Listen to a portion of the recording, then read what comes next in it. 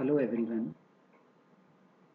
NMR વર્ણપટ nuclear magnetic resonance સ્પેક્ટ્રોસ્કોપીનો આ ભાગ 2 જેમાં આપણે NMR વર્ણપટનો જે સિદ્ધાંત છે પ્રિન્સિપલ ઓફ NMR સ્પેક્ટ્રોસ્કોપી એની વિગતવાર ચર્ચા કરીશું.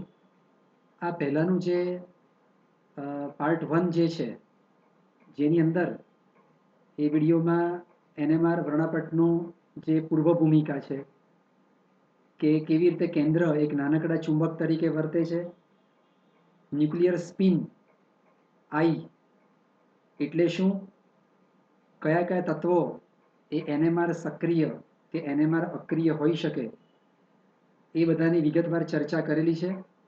એ પ્રેઝન્ટેશન શરૂઆતમાં ઇંગ્લિશમાં છે અને દરેક મુદ્દાની ચર્ચા એની પછી ગુજરાતીમાં પણ થયેલી છે. તો જો એ વિડીયો તમે ના જોયેલો હોય તો પ્લે લિસ્ટમાંથી એ વિડીયો પણ જોઈ શકો છો.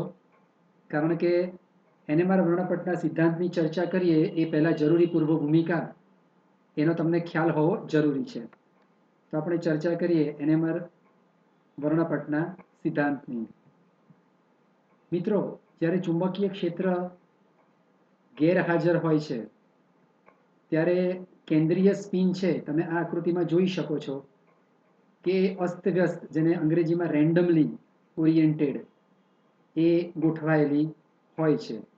અહીંયા તમે જોઈ શકો છો કે B0 એ 0 છે, એટલે કે B0 નો મતલબ છે ચુંબકીય ક્ષેત્રની ગેરહાજરી. કેટલીક વાર એનો સિમ્બલ H0 પણ વપરાય છે, કેટલીક પુસ્તકમાં એને B0 તરીકે પણ વાપરવામાં આવે છે.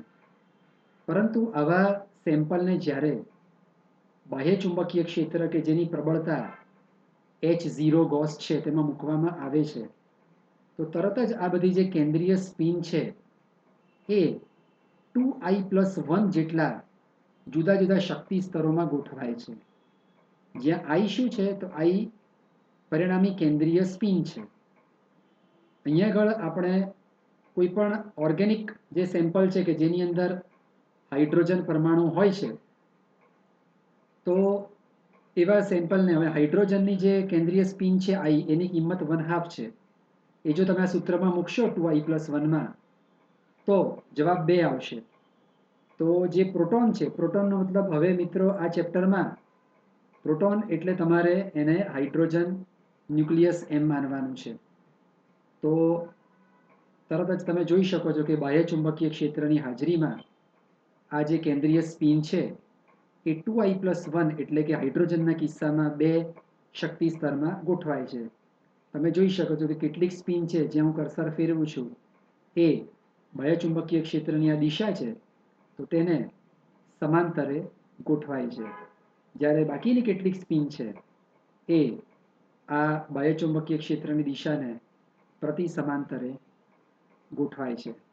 મિત્રો, આ વસ્તુને સમજવા માટે એક ઉદાહરણ એવું આપી શકાય કે વર્ગખંડમાં નોર્મલી 2 લેક્ચરની વચ્ચેના સમયમાં વિદ્યાર્થીઓ એ એકબીજા સાથે વાતચીત કરતા હોય છે, રેન્ડમલી બિહેવ કરતા હોય છે, પણ જેવી ટીચરની ક્લાસમાં એન્ટ્રી થાય એટલે તરત જ બધા એક નિશ્ચિત પરિસ્થિતિમાં ગોઠવાઈ જાય છે.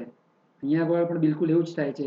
ચુંબકીય ક્ષેત્રની ગેરહાજરીમાં તમે જોઈ શકો છો ચિત્રમાં કે આ સ્પિન અસ્તવ્યસ્ત ગોઠવાયેલી છે, જે તરત જ ચુંબકીય ક્ષેત્રની હાજરીમાં 2I+1 જેટલા શક્તિ સ્તરમાં એ ઓરિએન્ટ થઈ શકે છે. એ વસ્તુ અહીંયા બતાવેલી છે. બાહ્ય ચુંબકીય ક્ષેત્રની હાજરીમાં જે અહીંયા છે આ એની દિશા છે, તરત જ 2I+1 શક્તિ સ્તર એટલે કે નીચલું શક્તિ સ્તર E1 અને ઉપરનું શક્તિ સ્તર E2.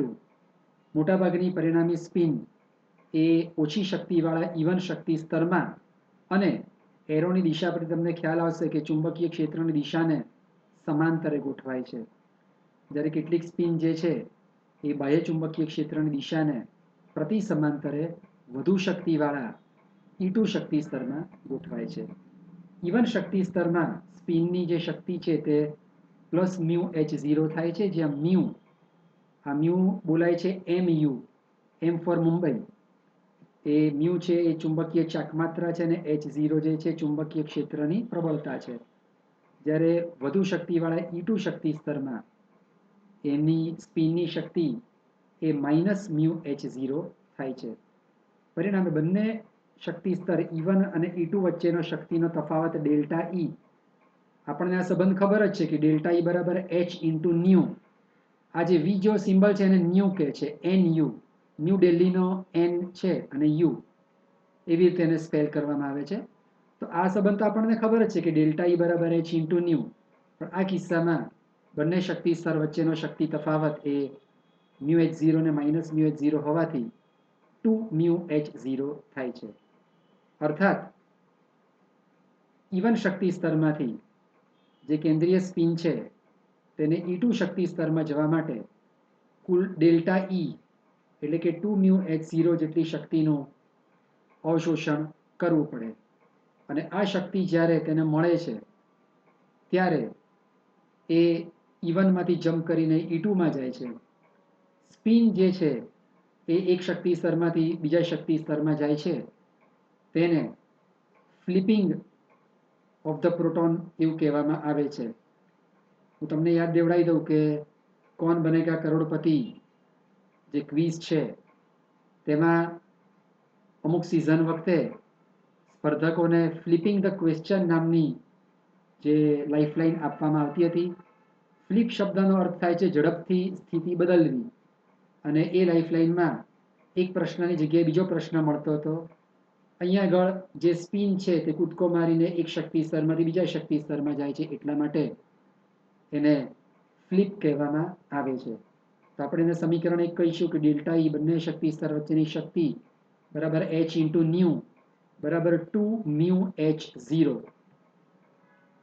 અને આ જે જરૂરી શક્તિ છે ડેલ્ટા E, એનું મૂલ્ય અત્યંત ઓછું છે. પરિણામે વિદ્યુત ચુંબકીય તરંગોનો જે આખો સ્પેક્ટ્રમ છે એના જે રેડિયો વિભાગના તરંગો કે જેમની તરંગ લંબાઈ ઘણી વધારે છે અને પરિણામે શક્તિ ઓછી છે, એ વિભાગના તરંગોમાંથી આ શક્તિ મળી રહે છે. ઇક્વેશન 1 ઉપરથી આપણે લખી શકીએ કે આ ન્યુ બરાબર 2μh0 એના છેદમાં આ h જશે, જે આપણે અહીંયા બતાવેલું છે. જે આગળ ન્યુ છે એ ફ્રીક્વન્સી છે અને મ્યુ છે એ ચુંબકીય ચાક માત્રા છે, h0 ચુંબકીય ક્ષેત્રની પ્રબળતા છે અને h પ્લાન્કનો કોન્સ્ટન્ટ છે, અચળાંક છે. હવે ગેમા બરાબર 2πμ/hi એવું એક સમીકરણ છે. ગામાને જાયરોમેગ્નેટિક રેશિયો ગુણોત્તર અથવા ગાયરોમેગ્નેટિક ગુણોત્તર અથવા એને ન્યુક્લિયર કોન્સ્ટન્ટ એટલે ચુંબકીય અચળાંક કેન્દ્રીય અચળાંક પણ કહેવામાં આવે છે. આ સમીકરણ પરથી આપણે મ્યુને સૂત્રનો કરતા બનાવીએ તો મ્યુ બરાબર ગામાની સાથે આ hi એ અંશમાં જતા રહેશે અને 2π એના છેદમાં જતા રહેશે. તો આને આપણે કહીશું સમીકરણ 2. સમીકરણ 2 માંથી ચુંબકીય ચાકમાત્રા મ્યુની કિંમત આ ઉપરના સમીકરણમાં જો ટ્રાન્સફર કરીએ અને અંશ અને છેદમાંથી સમાન કિંમતોને જો દૂર કરી દઈએ, ઉડાવી દઈએ, તો આપણને આ સંબંધ મળે છે કે આવૃત્તિ બરાબર h0 ગામા અપોન 2π. હવે પાઈ અચળાંક છે, બે અચળાંક છે. ગામા આપણે વાત કરી કે એને કેન્દ્રીય અચળાંક કહે છે, તો એ પરથી કહી શકાય કે ન્યુ ચલે છે h0, અર્થાત એને ફ્લિપ માટેની જરૂરી આવૃત્તિ એ ચુંબકીય ક્ષેત્રની પ્રબળતાના સમપ્રમાણમાં હોય છે. અર્થાત જેટલી ચુંબકીય ક્ષેત્રની પ્રબળતા વધારે તેટલી વધુ કિંમતની આવૃત્તિ ધરાવતા આપણને શક્તિ સ્ત્રોતની જરૂર પડે. તો બે રીતે NMR વર્ણપટ જે છે એને આપણે રેકોર્ડ કરી શકીએ છીએ. ક્યાં તો આપણે ચુંબકીય ક્ષેત્ર એને અચળ રાખીએ અને આપણે ધીરે ધીરે રેડિયો વિભાગની આવૃત્તિ બદલતા જઈએ, અને બીજી શક્યતા એ છે કે આપણે રેડિયેશન જે છે વિકિરણ એની આવૃત્તિ અચળ રાખીએ અને ચુંબકીય ક્ષેત્ર બદલતા જઈએ. આ રીતનો વ્યવહારમાં વધારે ઉપયોગ થાય છે.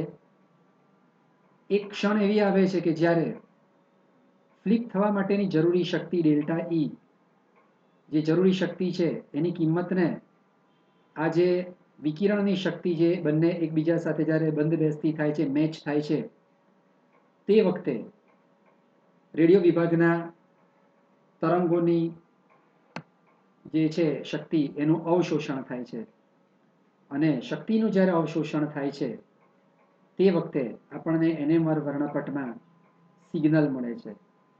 જેટલી વખત શક્તિનું અવશોષણ થાય કુલ એટલા આપણને સિગ્નલ NMR વર્ણપટમાં મળે છે અને તે વખતે આપણે એવું કહી શકીએ કે જે કેન્દ્ર છે અને જે રેડિયો વિભાગના તરંગોની જે આવૃત્તિ છે એ એકબીજાના સંસ્પંદન રેઝોનન્સમાં છે તેવું કહેવાય.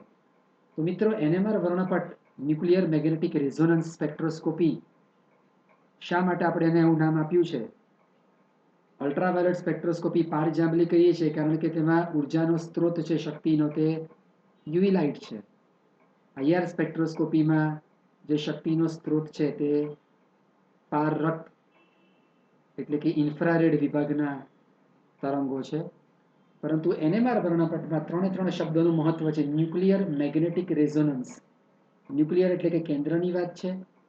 મેગ્નેટિક એટલે કે આખી ઘટના આપણે શરૂઆતમાં જ જોયું કે જેવું સેમ્પલને બાહ્ય ચુંબકીય ક્ષેત્રમાં મૂકવામાં આવે ત્યારે જ સ્પિન જે છે તે 2i+1 જેટલા શક્તિ સ્તરોમાં ગોઠવાય છે. માટે અહીંયા ચુંબકની પણ એટલી જરૂર છે અને જે તે સમયે જરૂરી શક્તિનું મૂલ્ય તેને મળે તે વખતે કેન્દ્ર અને રેડિયો વિભાગના તરંગોની આવૃત્તિ એકબીજાના રેઝોનન્સમાં થાય છે. પરિણામે આ જે સ્પેક્ટ્રોસ્કોપી છે એને NMR કેન્દ્રીય ચુંબકીય સંસ્પંદન અથવા ન્યુક્લિયર મેગ્નેટિક રેઝોનન્સ એમ કહેવામાં આવે છે. આ સ્લાઇડમાં તમે જોઈ શકો છો કે NMR વર્ણપટનો સ્કીમેટિક ડાયાગ્રામ છે. આ પ્રકારે એનું આ માળખું હોય કે જેમાં y અક્ષ પર તમે જોઈ શકો છો કે અવશોષણ પામતી શક્તિ વિરુદ્ધ અહીંયા આગળ એપ્લાઇડ મેગ્નેટિક ફિલ્ડ એટલે કે લાગુ પાડેલું ચુંબકીય ક્ષેત્ર છે. આકૃતિમાં આપણે જોઈ શકીએ છીએ બધા જ 1, 2, 3, 4, 5 અને 6 એ NMR વર્ણપટના સિગ્નલ્સ છે.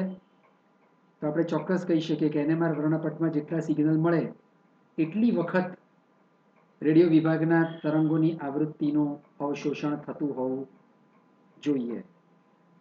તો મિત્રો, આ પ્રમાણે હું આશા રાખું કે NMR વર્ણપટનો જે સિદ્ધાંત છે એને તમને એમાં ચોક્કસ સમજણ પડી હશે કારણ કે દરેક શબ્દનું તેની અંદર ઇમ્પોર્ટન્સ છે, મહત્વ છે.